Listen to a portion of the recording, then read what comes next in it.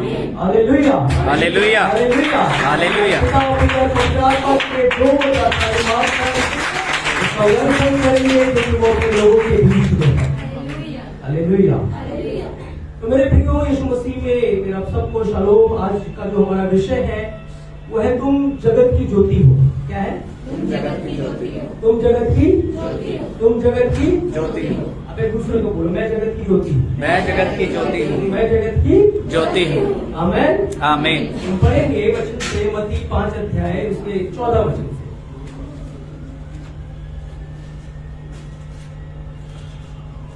तुम जगत की ज्योति हो। तुम जगत की ज्योति हो।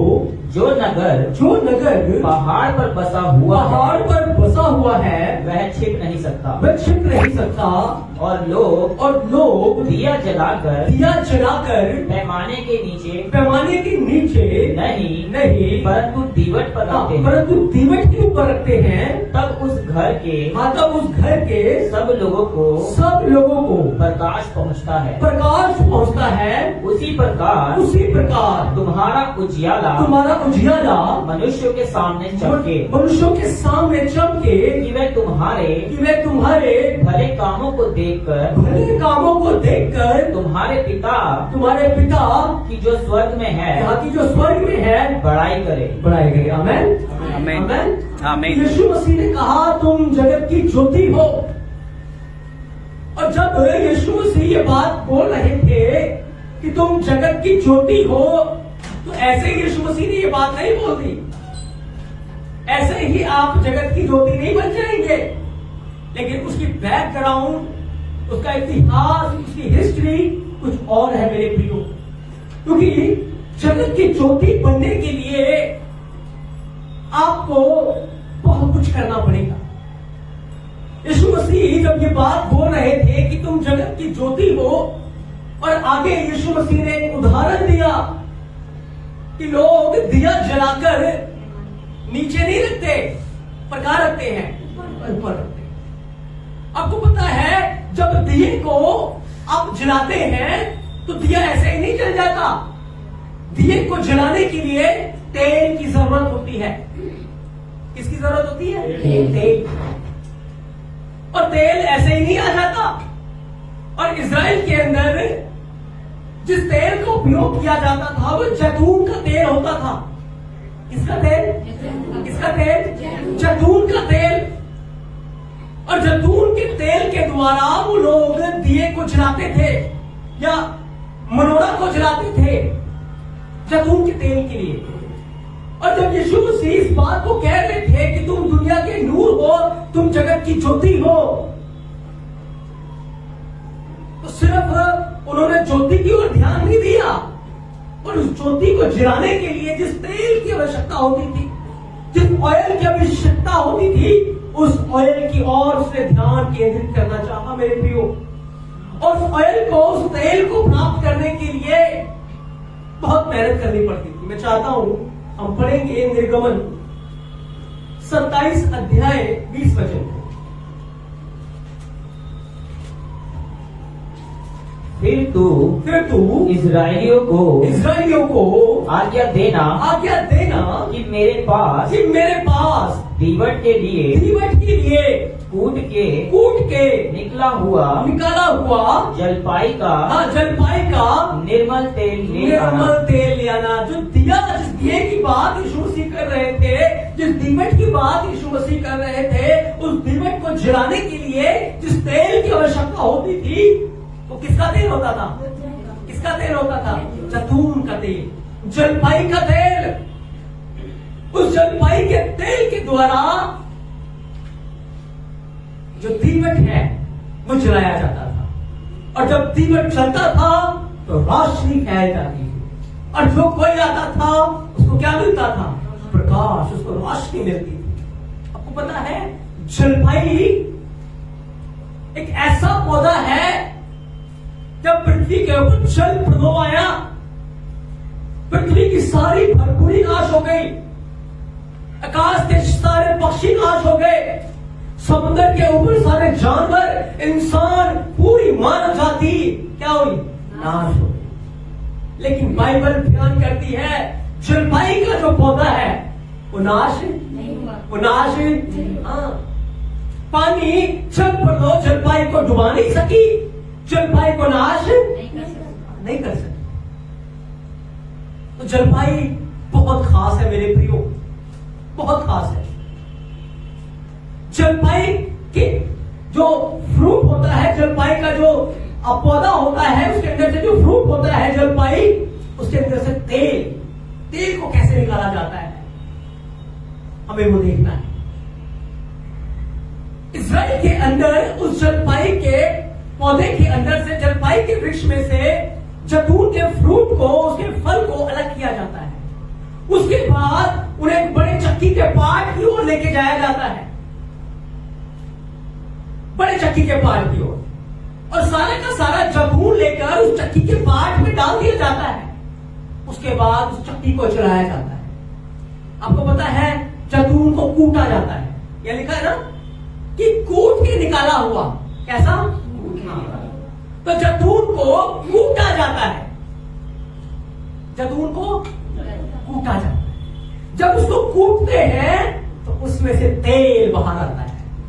Hallelujah, hallelujah. जब उसको कूटा जाएगा तो उसमें से तेल बाहर आएगा, और उस तेल को लेकर दीवट में डाला जाता है, और तब उससे एक बड़ी रोशनी निकल के बाहर आती है। आपको पता है यीशु राम जलपाई का फ्रूट, जलपाई एक दिन यहोवा की क्रोध की चक्की में कूटा गया था। जब आप यशायाह 53 अध्याय 10 वचन को पढ़ेंगे, लिखा यहोवा को यही भाया कि अपने पुत्र को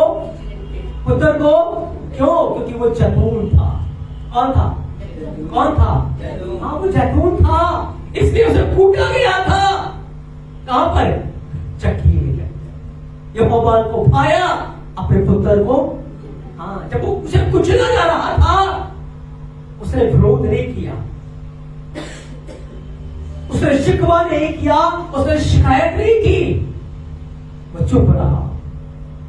जब उसे कूटा जा रहा था, जब उसके मुंह के ऊपर थूका जा रहा था, जब उसकी दाढ़ी के बाल नोचे जा रहे थे, वो चुप था, शांत था। उसके अंदर से तेल बाहर निकल रहा था। क्या निकल रहा था? हाँ, तेल। और आपको पता है वो तेल बाहर निकल रहा था, और जब तेल बाहर निकला, जब तेल बाहर आया, यीशु मसीह को जब क्रूस के ऊपर कुचला जा रहा था, उसे मारा जा रहा था, उसके दाढ़ी के बाल नोचे जा रहे थे, वो चुप है, शांत है, क्योंकि उसमें से तेल निकल रहा है।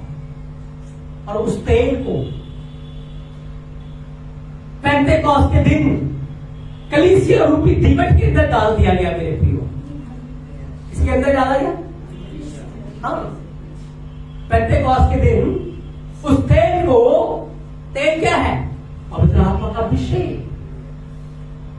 दीवट क्या है? कलीसिया। दीवट क्या है? दीवट क्या है? दीवट क्या है? हाँ, कलीसिया। तो उस तेल को लेकर कलीसिया रूपी दीवट में पेंटेकोस्त के दिन डाल दिया गया, और जब तेल आया, रोशनी हो गई इस्राएल के बारे में। हालेलुया, रोशनी हो गई। और जब पतरस खड़ा हुआ, जब आप देखते हैं दिए के अंदर से लो जलती है, तो उसकी शेप कैसी होती है? इस तरीके से ना, हमारे होठों की तरह एक शेप बन जाती है।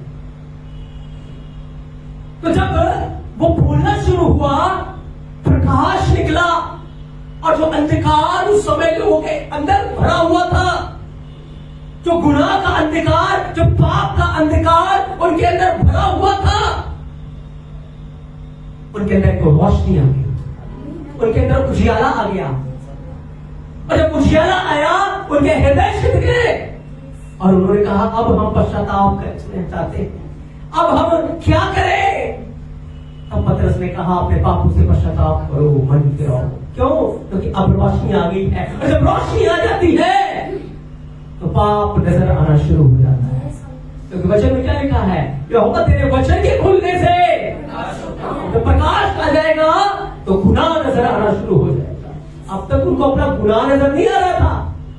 जब वो यीशु मसीह को क्रूस के ऊपर चढ़ा रहे थे, यीशु मसीह को मार रहे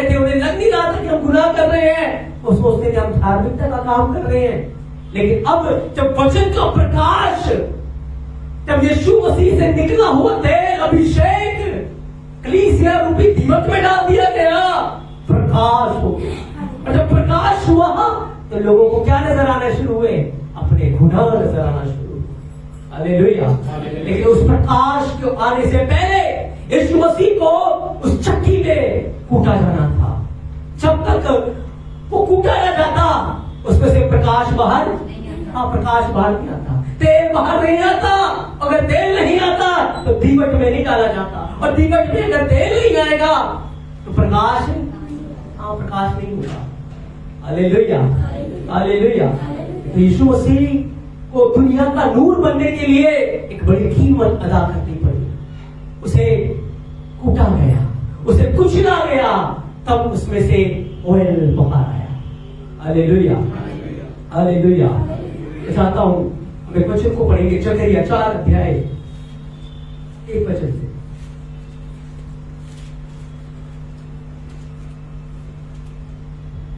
फिर जो दूध मुझसे बातें करता था, उसने आकर मुझे ऐसा जगाया जैसा कोई नींद से जगाया जाए। और उसने मुझसे पूछा तुझे क्या देख पड़ता है? क्या दिखाई पड़ता है? मैंने कहा एक दीवट है जो संपूर्ण सोने की है। संपूर्ण सोने की है, ऐसी दीवट जकरिया को नजर आ रही है। आगे, और उसका कटोरा उसकी चोटी पर है, उसकी चोटी के ऊपर है, और उस पर उसके 7 दीपक हैं, जिनके ऊपर बत्ती के लिए 7 नालियां हैं। और दीवट के पास जलपाई के 2 वृक्ष हैं। एक उस कटोरे की दाहिनी ओर है, और दूसरा उसकी बाईं ओर। देखो, जकरिया ने एक दर्शन देखा, एक दीवट है, मनोरा है, और मनोरा की एक तरफ जैतून की डाली है और दूसरी तरफ भी जैतून की 2 डालियां। किसकी डालियां है? जैतून। अभी आपको बताया ना, जैतून की डालियों में से फ्रूट निकलेगा, उसको कूटा जाएगा, और कूट के जो तेल आएगा वो कहाँ डाला जाएगा? मनोरा में, तो दीवट में डाला जाएगा, और तब एक बड़ी रोशनी निकलेगी। आपको पता है कि जो 2 जलपाई है, एक इज़राइल है और एक यहूदा है। कौन है? एक इज़राइल है और एक यहूदा है, क्योंकि यहोवा ने इज़राइल को, यहूदा को जलपाई कहा, उसने अपने लोगों को जलपाई कहा। यीशु मसीह जलपाई, उसके लोग भी जलपाई हैं। अब इस जलपाई में से दोनों जलपाई में से तेल निकाला जाएगा, उसको कूटा जाएगा। याद रखिए, अगर आपको दुनिया का नूर बनना है तो दुनिया के नूर बनने से पहले आपको ओखली में जाना पड़ेगा, आपको चक्की में जाना पड़ेगा, वहां कूटा जाएगा। हालेलुया, वहां कूटा जाएगा। और जब कूटेंगे आप चुप रहेंगे, आप विरोध नहीं करेंगे, आप शांत रहेंगे, आपके अंदर से तेल बाहर आएगा। हालेलुया। और उस तेल को लेकर मनोरा भी आएगा। हालेलुया। ये मनोरा क्या है? कलीसिया। कौन है? कलीसिया। इज़राइल में से, यहूदा में से ली हुई कलीसिया, इसे कूटा गया था पहले, इसे स्वतों में कलेश में जाना पड़ा था। और जब वो कलेश में बनी रही, जब वो सदाओं में बनी रही, एक प्योर बन गई, एक तेल बाहर आया, उस तेल को लेकर कलीसिया में एक कर दिया गया। Hallelujah, hallelujah. अब हम क्या बन गए? कलीसिया। और कलीसिया को यीशु मसीह ने कहा, तुम दुनिया के नूर हो, तुम जगत की ज्योति हो। अब तुम्हें मिक्सिंग नहीं है, तुम्हें वो निर्मल तेल है, तुम्हें वो अभिषेक की बातें हैं, तुम्हें वो वचन की बातें हैं। जब तुम बोलोगे प्रकाश आ जाएगा। हालेलुया। जब तुम मुंह खोलोगे क्या आएगा? तुम्हारे भलाई के काम प्रकाश को ले आएंगे, तुम्हारे भलाई के काम ज्योति को ले आएंगे, क्योंकि तुम वो जलपाई के पौधे हो, तुम वो जलपाई हो से कूट कूट कर सता सता कर कलेश में जाकर क्या किया गया, निर्मल कर दिया गया, पवित्र कर दिया गया, शुद्ध कर दिया गया।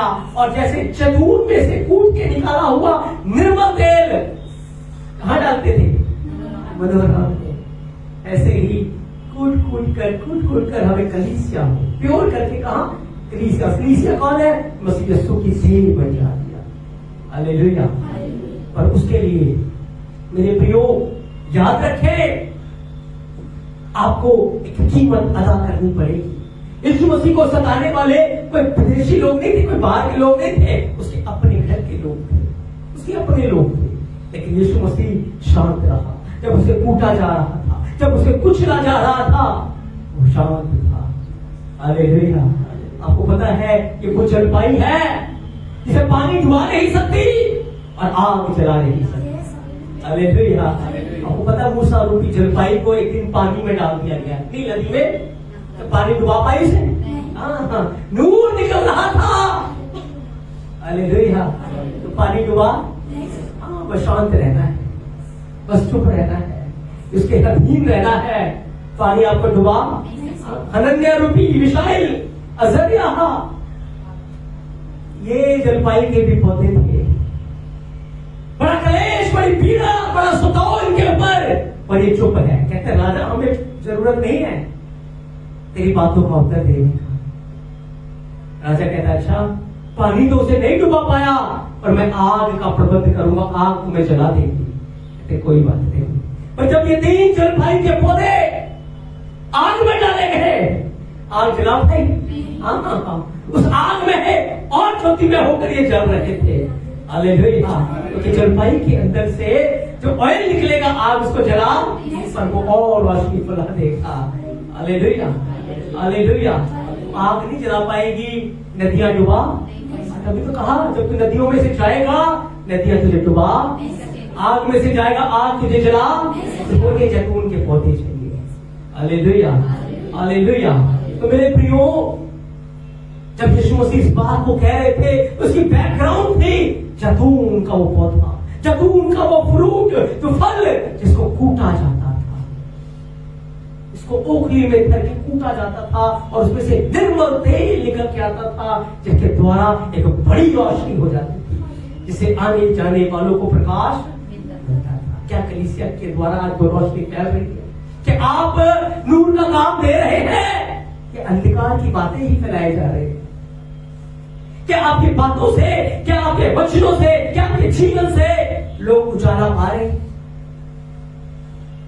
अगर पा रहे हैं तो यहोवा का धन्यवाद, आप अपनी परीक्षाओं में सफल करेंगे। यदि नहीं पा रहे तो याद रखिए, जब कुचला जा रहा था, जब कूटा जा रहा था, आपने विरोध किया था। स्टिफनुस रूपी जलपाई को भी कुचला गया, पत्थरों किया जा रहा था।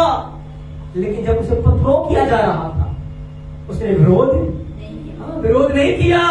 वो दया की आत्मा से भरा हुआ, वो क्षमा की आत्मा से भरा हुआ, वो प्रेम से भरा हुआ उनके लिए विनती कर रहा है, यहोवा मेरी आत्मा को कबूल कर, ये पाप इनके ऊपर मत लगा।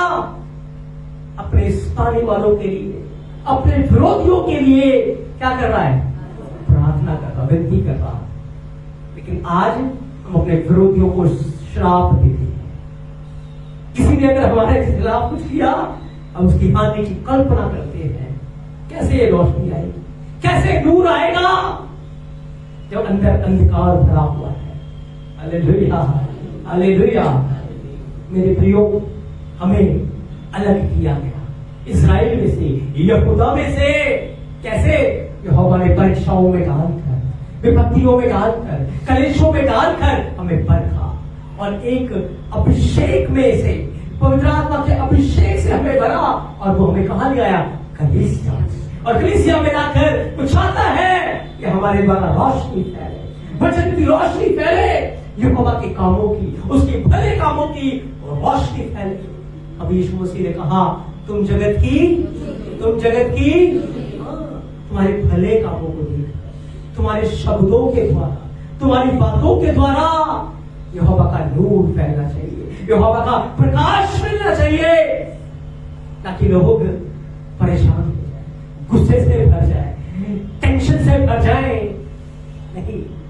क्या करना है? प्रकाश को याद रखें। आने वाले समय में हो सकता है कलीसिया एक बड़े सतहों में जाए, कलीसिया एक बड़े कलेश में जाए, क्योंकि कलीसिया को परखा जाएगा, कलीसिया को जांचा जाएगा। और याद रखिए उस समय आपको खड़े रहना पड़ेगा, आपको स्टिफनुस की तरह बने रहना पड़ेगा, आपको मूसा की तरह बने रहना पड़ेगा, आपको हनन्याह मिशाएल अजरिया की तरह बने रहना पड़ेगा, आपको यीशु मसीह की तरह बने रहना। यहोवा आपको जांच रहा है, परख रहा है, तेल को निकाल रहा है, जिसे अंधकार में पड़े हुए लोगों के ऊपर रोशनी आए। हालेलुया। तेल उत्पन्न कर रहा है आपके अंदर से, वो अभिषेक उत्पन्न कर रहा है, और ये अभिषेक वो परीक्षाओं में डालकर, सताओं में डालकर, क्लेश में डालकर वो उत्पन्न करता है। Hallelujah, hallelujah.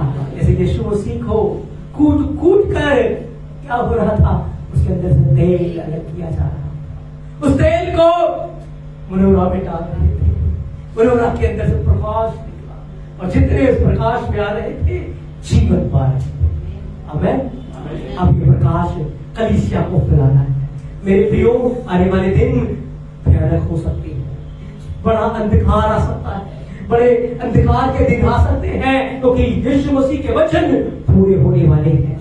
याद रखिए, आपको ज्योति ठहराया है, आप जगत की ज्योति है, और सिर्फ वैसे ही ज्योति नहीं, पर उसके बैकग्राउंड को समझे। आपको जैतून के तेल से निकले हुए ज्योति है, जिसको कूटा गया था, उसमें से तेल अलग किया गया था, और उसके द्वारा प्रकाश हुआ था। जब आप कलेशों में से जाएंगे, आप सताओं में से जाएंगे, आप परीक्षाओं में से जाएंगे, याद रखें नदियां आपको नहीं डुबा पाएंगी, आग आपको जला नहीं सकेंगी। बस आंखें यीशु की ओर लगा के रखना, ध्यान यीशु की ओर लगा के रखना, लोगों की बातों में ना जाना, लोगों के बोलने में मत आ जाना, चाहे वो अपना आपका अपना हो चाहे पराया हो, और ध्यान यीशु में लगा के रखना। चाहे जितने क्लेश आ जाए, चाहे जितने दुख आ जाए, चाहे जितनी पीड़ाएं आ जाए, यीशु में बने रहना, रोशनी को फैलाते रहना। आपको पता है पौलुस जब जहाज के अंदर था, हर जगह अंधकार था, लोग मौत के डर में जी रहे थे, लेकिन पौलुस कहता है चिंता मत करो, मेरे यहोवा ने हम सबको बचा लिया। हालेलुया। हाँ, उसके पास उजाले की बातें थी, उसके पास ज्योति की बातें थी कि आज आप कर रहे हैं वो काम, आज हमें अपने जीवनों को चेक करना, क्या हम किसी के लिए ठोकर का कारण बनते हैं या आशीष का कारण बनते हैं। ठोकर कैसे खाते हैं? अंधकार में। कैसे खाते हैं? हाँ। अगर आपके पास ज्योति नहीं तो फिर अंधकार है, और अंधकार में लोग क्या खाएंगे? ठोकर खाएंगे। लेकिन यदि आपके पास ज्योति है, यदि आपके पास वचन रूपी ज्योति है, तो फिर आप नूर का काम करेंगे, और लोग ठोकर नहीं खाएंगे, आप भी ठोकर नहीं खाएंगे। आप किसी की बातों से ठोकर नहीं खाएंगे, किसी के कामों से ठोकर नहीं खाएंगे, क्योंकि वचन की ज्योति आपके पास है, जैतून का तेल आपके पास है। Hallelujah, hallelujah. तो मेरे प्रियो, जब यीशु मसीह इस बात को कह रहे थे कि तुम जगत की ज्योति हो, तो वो बैकग्राउंड दिखाना चाह रहे थे कि मनोरा के अंदर जो तेल होता था जलपाई का, कैसे उसको अलग किया जाता था। यीशु मसीह उस प्रक्रिया से निकल कर बाहर आया है, मुझे और आपको भी निकल के बाहर आना है, तब हम दुनिया के लिए एक नूर बन पाएंगे, एक ज्योति। आमीन। एक और वचन पढ़ेंगे हम, भजन संहिता 52 अध्याय 8 वचन।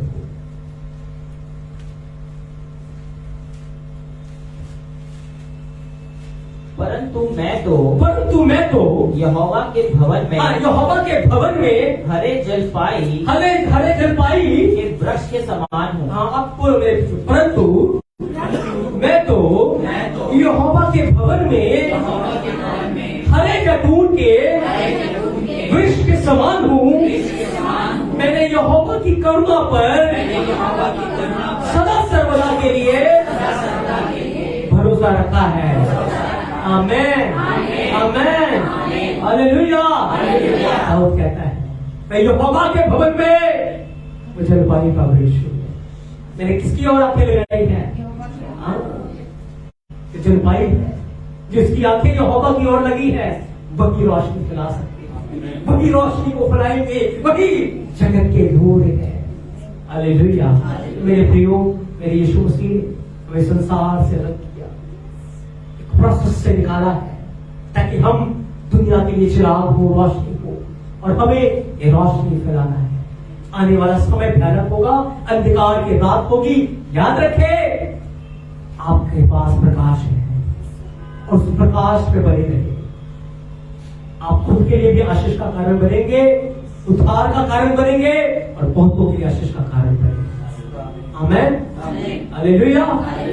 यहोवा अपने इस पवित्र वचन के द्वारा आप सबको बहुत सारी आशीषें और बरकतें अहम प्रार्थना में आएंगी। हमारे बीच में पास्टर जहाब है के साथ हम प्रार्थना करेंगे और सारी महिमा आगे अपने यीशु के मसीह को देंगे।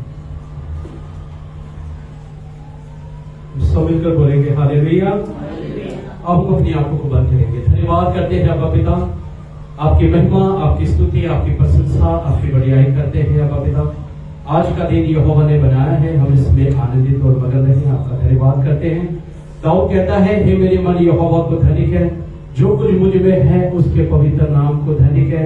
हे मेरे मन यहोवा को धनिक है, उसके किसी कार्य को न भूल, वही तो तेरे सारे अपराधों को क्षमा करता है और तेरे सारे रोगों को चंगा करता है। धन्यवाद करते हैं अब्बा पिता, धन्यवाद करते हैं सुंदर गीत भजनों के लिए। हमारा अमुना है कि आपकी हजूरी में पहुंचे हैं और जो आज का कलाम हुआ आपके बेटे के द्वारा, उस कलाम से हमने सौ आशीष पाई है। हम आपका धन्यवाद करते हैं अब्बा पिता। हम आपकी महिमा, आपकी स्तुति, आपकी प्रशंसा करते हैं। जितने जन इस जगह पे हैं यहोवा आपके हाथों में देते हैं और आपके दास को भी आपके हाथों में, जो पंजाब में है यहोवा, धन्यवाद करते हैं। आपका पवित्र हाथ उनके ऊपर बना रहे आपकी महिमा के लिए। धन्यवाद करते हैं, उनकी आने जाने में मदद अगुवाई सहायता कीजिए और जिस जिस जगह पे वो जाते हैं यहोवा, बेदारी आए यहोवा, लोग बचाए जाएं, आपकी महिमा का कारण हो। धन्यवाद करते हैं, धन्यवाद करते हैं अब्बा पिता। हमारी जिंदगियों में हमारी नहीं, परंतु आपकी पवित्र, आपकी भली इच्छा हम सबके जीवनों में पूरी हो। हम जितना समय इस पृथ्वी के ऊपर रहे अब्बा पिता, हमारी आंखें सिर्फ और सिर्फ आपको देखती रहे। आपकी आमद के लिए हम सबको तैयार करें। जब आपकी आमद हो, हम आपके राज्य में उठाए जाए। अगर आपके आने में देरी है तो हम इसी तरह दुआ प्रार्थना में बने रहे। धन्यवाद करते हैं, आगे के समय को भी आपके हाथों में देते हैं। सारी बातों में निजे जलाल महिमा दर गौरव महिमा आपको मिले। आप बड़े, हम घटे, हमारी व्यक्ति उद्धार करता आपके बहन एवशाद यशवा आपके पाक और सामर्थ्य नाम से मांगते हैं, आमीन। यहोवा तुझे आशीष दे और तेरी रक्षा करे। यहोवा तुझ पर अपने मुख का प्रकाश चमकाए और तुझ पर अनुग्रह करे। यहोवा अपना मुख तेरी ओर करे और तुम्हें शांति दे, आमीन। हम सब मिलकर बोलेंगे हालेलुया। सबको ज्ञान से की